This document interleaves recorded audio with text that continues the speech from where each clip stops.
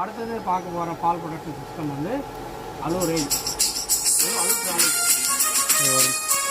பார்க்கறது வந்து நம்ம ஜிபிபியில் நென்னோ டைப் லேடர் அலூன் லேடர் அதில் யூஸ் பண்ணக்கூடிய பால் ப்ரொடக்ஷன் பேர் வந்து இது வந்து அலு ட்ராலி.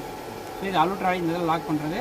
இதுலேயே உங்களுக்கு இது எப்படி லாக் பண்ணி இது பார்த்தா 4 பக்கம் ஒரே மாதிரி இருக்குது. இது எப்படி நம்ம லாக் பண்ணுங்க, இந்த பக்கம் நமக்கு தெரியும் எது அப்சைடில் இருக்குதுன்னு சொல்லி நமக்கு ஏற மாட்டோம். ஸோ இது அப்சைடு இப்படி தான் மேலே ஏற மாதிரி போகணும்.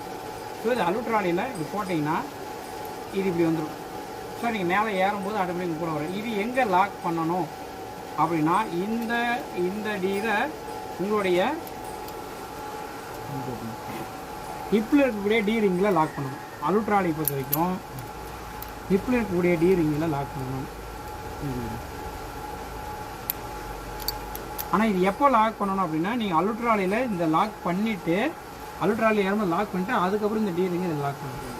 இது லாக் பண்ணிட்டு இது ஏறும் போதுன்னா இப்போ இங்கே இருக்கும்போது நீங்கள் மேலே ஏறினீங்கன்னா ஆட்டோமேட்டிக்காக இது மேலே புஷ் ஆகிக்கும். நீங்கள் ஏறும்போது ஆட்டோமேட்டிக்காக வந்துட்டு இருக்கும். இன்கேஸ் எங்கேயாவது ஃபால் ஆச்சுன்னா ஆட்டோமேட்டிக் லாக் ஆகும். ஸோ இப்போ நம்ம ரோப் கிராஃப்ட் சொன்ன மாதிரி தான் இதுதான் நம்மளுடைய full safety. So particularly GBM சைட்டுக்கு அலு ட்ராலி அண்டு ரோப் கிராஃபு இதில் ஐ ஸ்டெப்ஸும் இருக்குது. ஐ ஸ்டெப்ஸும் நம்மளுக்கு இல்லை, நம்ம எம்பியில் ஐ ஸ்டெப்ஸு சைட் இல்லை.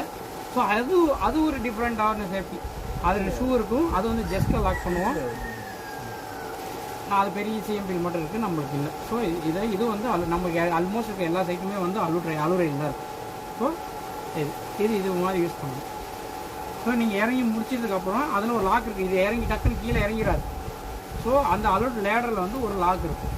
அந்த லாக்கு உள்ள அழுத்திட்டு அதுக்கப்புறம் தான் நீங்கள் ரிமூவ் பண்ண முடியும். இன்கேஸ் கீழே வந்துட்டீங்கன்னா கூட நீங்கள் டக்குனு